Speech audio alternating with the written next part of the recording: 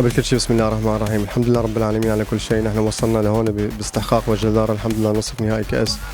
طبعا لعبنا المباراة الأولى بين أرضنا وبين جماهيرنا، كان النتيجة سلبية 0-0، ولكن بكرة الشوط الثاني مثل ما بنعتبره نحن المباراة الثانية إن شاء الله بإذن الله. استعداداتنا كانت جيدة الحمد لله، الأمور النفسية تمام، مرتاحين اللاعبين، كل الأمور طيبة إن شاء الله بإذن الله. طبعا نحن نعرف خطورة نادي النصر وقوة نادي النصر، وفي نقاط قوة ونقاط ضعف موجودة أكيد عنده، عند كل فريق يوجد نقاط ضعف ونقاط قوة. طبعا المباراة بكرة رح تكون مفتوحة أكيد، لأن مباراة مفصلية واحدة، يعني في رابح وفي خاسر في النهاية، ونتمنى نحن من إذن الله تعالى أن نكون نحن من ضمن الرابحين إن شاء الله بإذن الله غدا مع نادي النصر، لأني نستحق نحن أن وصلنا لهون. الحمد لله نتائجنا في المرحلة الأخيرة.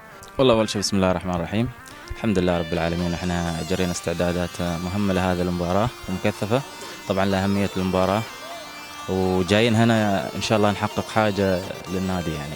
والله الحمد لله رب العالمين، اللاعبين كلهم مثل ما شفت اليوم في التمرين وقبل حتى هذا التمرين الحمد لله نفسيتهم عالية ومستعدين للمباراة استعداد تام، وإن شاء الله إن نحن مثل ما قلت لك جايين هنا إن نشرف النادي ونحقق حاجة مهمة للنادي بإذن الله الكريم. والله نتمنى حضورهم أول حاجة بقدر المستطاع يعني، وإن شاء الله نحن نبي نحقق لهم حاجة يعني.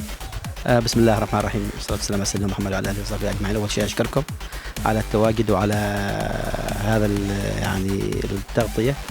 مثل ما تعرفوا أن هذه المباراة يعني مهمة للغاية، وأيضا الاستعداد مبكر واللاعبين أيضا مدركين، والكل يعني مهيأ لمباراة غدا. الفريق جاء من أمس والاستعداد نعتقد أنه استعداد جيد ومدرك لكل الجميع، لاعبين وإدارة نادي ومتابعين، أن مباراة غدا هي مباراة كاس. نحن ننتظر أن مباراة غدا هي المباراة النهائية، وأيضا نعتبرها هي مباراة تاريخية للنادي.